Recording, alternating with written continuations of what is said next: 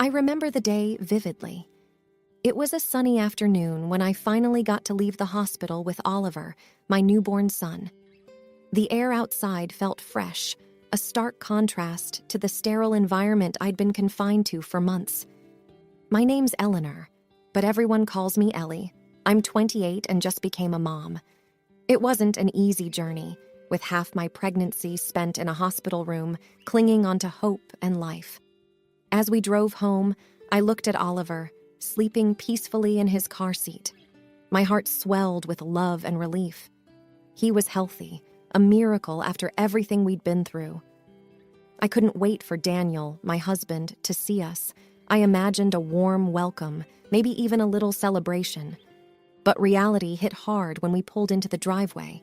Daniel's car was there, but so were a few empty beer bottles strewn on the lawn. My stomach knotted. He'd taken time off to celebrate the birth of his son, but this wasn't what I expected. I hesitated at the door, holding Oliver close. "It's okay, Ellie," I told myself. "Maybe he's just excited." The door swung open, and there was Daniel, leaning against the frame, a half-empty bottle in his hand. His eyes, usually so warm, now seemed distant, glazed over.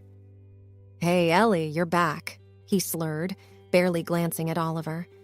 "Daniel, I thought we could, I don't know, celebrate together?" I tried to sound upbeat, but my voice shook.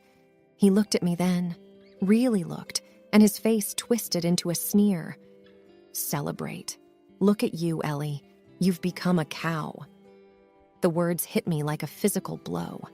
I stood there, stunned, as he chuckled and repeated, "A cow, Ellie. That's what you are." I felt the tears welling up, but I fought them back. "Daniel, you're drunk. You don't mean that." But he just shrugged, still smirking. "Truth hurts, doesn't it? Go put the baby away and clean yourself up. You're a mess." I didn't respond. I couldn't. Holding Oliver tighter, I walked past Daniel and headed straight to our bedroom. The walls of the home we'd built together suddenly felt cold, unwelcoming. I put Oliver in his crib, his tiny hands curling around my finger. Looking at him, I felt a wave of love, but also a crushing sense of despair. That night, as I lay awake listening to Daniel's snores, I told myself it was just the alcohol talking. He'd be better in the morning, I hoped. But deep down, a small voice whispered that maybe, just maybe, the haven I thought I'd returned to was shattered beyond repair. Morning came with a ray of hope. Maybe Daniel's hurtful words were just a result of his drunken state. I wanted to believe that. As Oliver cooed in his crib, I made up my mind to start the day anew, leaving the bitterness of last night behind. I heard Daniel in the kitchen. The clinking of dishes and the smell of coffee gave me a sense of normalcy. "Good morning," I said softly as I entered, Oliver cradled in my arms. Daniel was sitting at the table, a cup of coffee in hand. He looked up, and for a second, I saw the man I married. But then his eyes narrowed, and the hope I clung to started to crumble. "Morning," he muttered, his voice devoid of warmth. I took a deep breath. "Daniel, about last night, I know you were drunk, but what you said really hurt me." He sighed, running a hand through his hair. "Ellie, I wasn't that drunk. I knew what I was saying." His words felt like a slap. "So you meant it? You think I'm a cow?" I couldn't help the quiver in my voice. He shrugged, taking a sip of his coffee. "Well, look at you. You've let yourself go. It's the truth." Tears stung my eyes, but I fought them back. "I just had a baby, Daniel. Our baby. My body went through a lot. And now it's over. Time to get back in shape, don't you think?" He didn't even look at me as he spoke. I was at a loss for words. This wasn't the man I knew, the one who promised to love and support me through thick and thin. "I thought you'd be happy to see Oliver," I managed to say, my voice barely above a whisper. Daniel finally glanced at his son, a flicker of something passing over his face. "Yeah, he's fine. But you need to work on yourself, Ellie. I can't even look at you without feeling disgusted." I felt my heart shatter into a million pieces. Holding Oliver close, I turned away, unable to bear the sight of Daniel's cold, judging eyes. In the safety of the nursery, I let the tears flow freely. It wasn't just about the weight. It was the realization that the man I loved, the father of my child, looked at me with nothing but disgust. As I nursed Oliver, trying to quiet his hungry cries, Daniel's words echoed in my head. "Disgusted," he had said. That's how he saw me. The joy of motherhood was overshadowed by a deep, aching sadness. My home didn't feel like home anymore. It was just a house where I lived with a man who couldn't stand the sight of me. Days turned into weeks, and the cold distance between Daniel and me grew. The house felt like a battleground, with silent glares and unspoken words hanging heavily in the air. But through it all, Oliver was my beacon of light. His gurgles and smiles were what kept me going. One evening, as I was feeding Oliver, Daniel walked into the room. "Ellie, we need to talk," he said, his voice flat. I looked up, bracing myself. "What is it, Daniel?" He leaned against the door frame, not bothering to hide his discomfort. "I can't do this anymore. You and the baby, it's too much. I can't sleep with his crying, and you're just not the same." His words stung, but I kept my voice calm for Oliver's sake. "What are you saying, Daniel? I want you to move into the guest room with Oliver. I need my space," he said, almost as if he was talking about rearranging furniture, not our lives. I felt a surge of anger, but I swallowed it. Arguing wouldn't change his mind. "Fine, if that's what you need," I replied, trying to keep the tremble out of my voice. Daniel nodded, a hint of relief in his eyes. "Good, and try to keep the baby quiet at night. I need my sleep." As he walked away, leaving me with those cold, dismissive words, I realized that this was my new reality. A husband who saw me as a nuisance and a home that felt more like a prison. But as I looked down at Oliver, his tiny hand wrapped around my finger, I knew I had to be strong for him. For the little boy who depended on me for everything. My own pain and heartache didn't matter. I had to be a mother first, putting my son's needs above my own. That night, as I lay in the guest room, Oliver sleeping peacefully beside me, I made a promise to myself. I would endure Daniel's disdain, his cruel words, and his indifference. I would bear it all for the sake of my son. Because in the end, that's what mothers do. We sacrifice our own happiness for the ones we love. And for Oliver, I was willing to make that sacrifice, no matter how much it hurt. Life in the guest room had become a quiet routine. Daniel and I barely spoke, our interactions limited to terse exchanges about Oliver's care. The house felt more like a silent battlefield than a home. Yet, amid this chilly detachment, I found a quiet rebellion growing within me. Each day, I took Oliver out for long walks, seeking solace in the rhythm of my steps and his contented coos. I noticed small changes in myself. My face seemed a bit slimmer in the mirror, my clothes looser. It wasn't just a physical transformation. Something inside me was shifting too. I started doing push-ups and jumping rope during Oliver's naps. I didn't mention it to Daniel. This was my silent rebellion, a way of regaining some control in my life. Despite the changes in me, Daniel remained oblivious. He never commented on my weight loss. Instead, he focused on how much I ate. On weekends, when he got drunk, he would revert to his cruel jabs. "Look at you, eating like a cow," he'd slur, mocking me even as I tried to ignore him. The worst was when I breastfed Oliver. Daniel would moo mockingly, repeating the word cow with a sneer.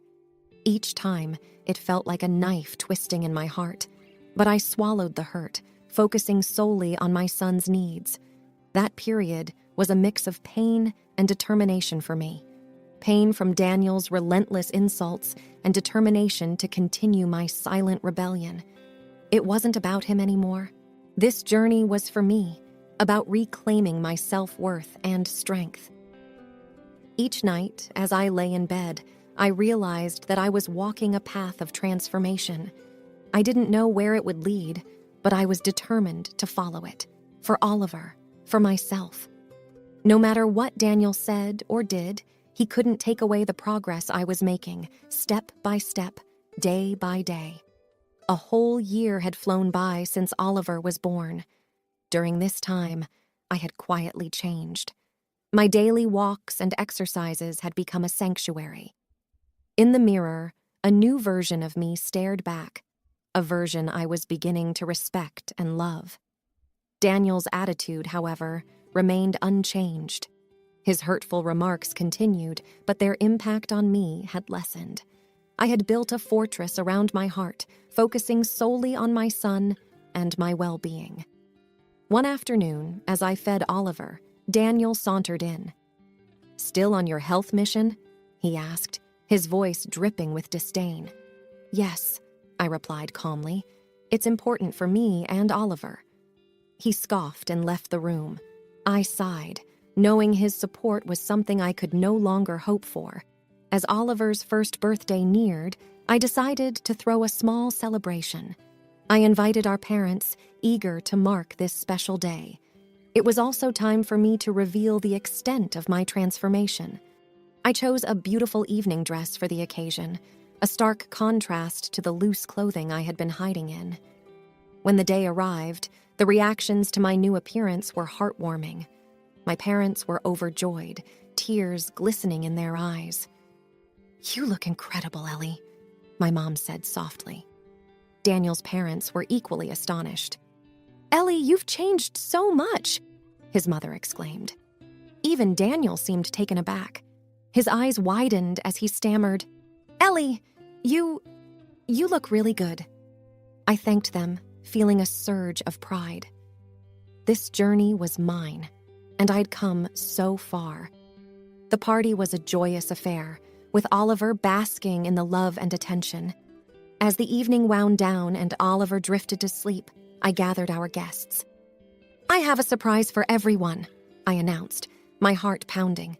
"Please, don't leave just yet." Curious, they stayed. I took a deep breath and pulled out a small dictaphone. "This," I said, "is something I need to share." With that, I pressed play. As the dictaphone played, the room filled with Daniel's harsh words. Each cow and pig echoed painfully. His mocking laughter at my post-pregnancy body, the way he mooed when I breastfed Oliver, it was all there. My parents' faces turned to shock, their eyes widening with every insult they heard. Daniel's parents, too, seemed appalled, their expressions a mix of disbelief and sadness. Daniel stood frozen, his face pale. As the recording played, his eyes darted around, looking for an escape that wasn't there. When it ended, there was a heavy silence. I turned off the dictaphone and looked around. My mom was the first to speak, her voice shaking. "Ellie, how could you bear this?" I shrugged, a sense of emptiness in my voice. "For Oliver. I had to stay strong for our son."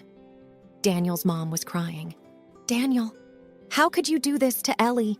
Daniel stuttered.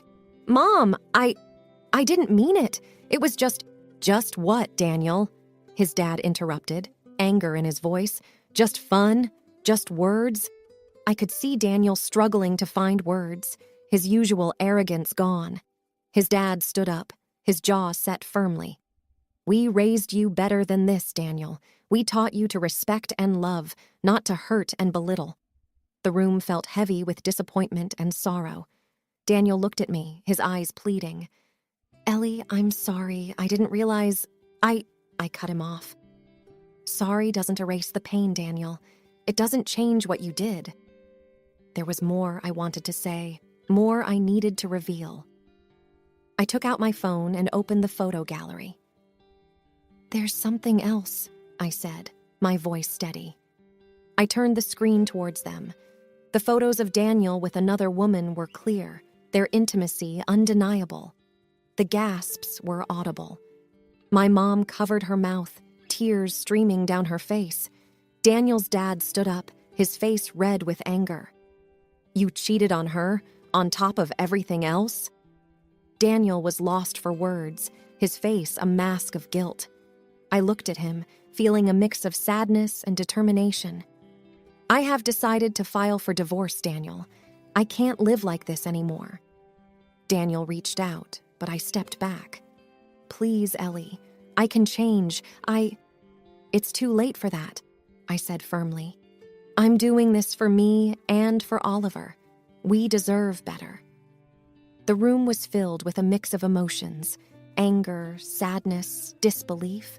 But amidst all that, I felt a sense of relief. The truth was out, and I was ready to move forward, away from the pain and towards a new beginning. In the aftermath of the birthday party, my life felt like it had been upended. The truth was out, and there was no turning back. My decision to divorce Daniel had been met with a mix of support and concern from our families. My mom was the first to speak to me the next day. Ellie, are you sure about this? Divorce is a big step.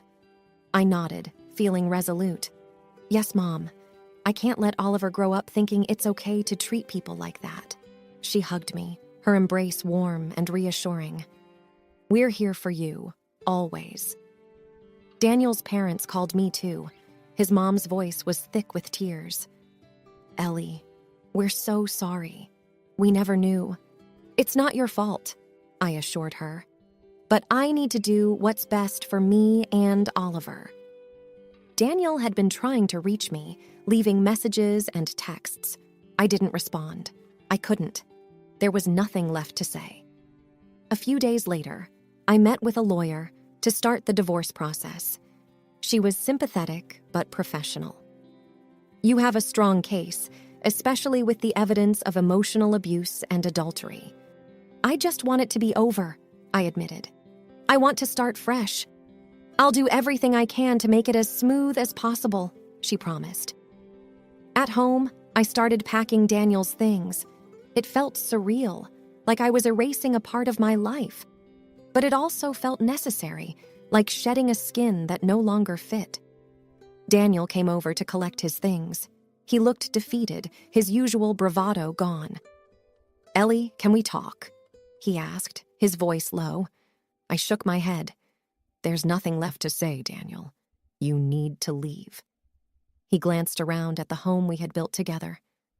I'm sorry, Ellie. I really am. I looked at him, my heart hard. Sorry doesn't change what you did. It's too late. He nodded, accepting defeat. He picked up his boxes and left, closing the door behind him. In that moment, I felt a strange mix of sadness and relief. A chapter of my life was closing, but a new one was beginning. A chapter where I was in control, where I could build a better future for myself and Oliver. The divorce was finalized a few months later. It was a strange feeling, seeing my marriage reduced to a few papers. But it was also liberating. I was officially free from Daniel's abuse, free to start anew. I moved into a smaller apartment with Oliver. It was cozy, filled with laughter and love. I decorated it with bright colors and framed photos of me and Oliver, our new haven. Mom visited often. One day, she brought a cake to celebrate. To new beginnings, she said, her eyes shining with pride. I smiled, cutting a slice for each of us. To new beginnings. As Oliver grew, I made sure he knew he was loved. We spent our days exploring parks, reading books, and playing games. He was a happy, curious child, and my heart swelled with love for him. One afternoon, as we played in the park, a woman approached me. Excuse me, are you Ellie? I nodded, curious. Yes, I am. She smiled warmly. I read your story on Reddit. It inspired me to leave my abusive relationship. Thank you. I was taken aback, touched by her words. I'm glad my story could help. How are you doing now? Much better, she said. It's been hard, but I'm rebuilding my life. We chatted for a while, sharing our experiences and offering each other support. It was a reminder of how powerful our stories could be, how they could reach and help others. Life wasn't always easy, There were challenges and tough days, but I faced them with a strength I never knew I had. I was no longer the woman who came home from the hospital to a drunken, abusive husband. I was a survivor, a mother, and a beacon of hope for others. I started writing more, sharing my journey on Reddit and other platforms. The responses were overwhelming. People from all over the world reached out, sharing their stories and thanking me for my honesty. One evening, as I put Oliver to bed, he looked up at me with his big, innocent eyes. "Mommy, you're my hero." My heart melted. "And you're mine, Oliver. Always." After he fell asleep, I sat by his bed, watching him breathe softly. I thought about our journey, the pain and the triumphs. We had come so far. I whispered into the quiet room, "We made it, Oliver. We made it." And in that moment, I knew that no matter what life threw at us, we would face it together, with love and resilience echoing in our hearts.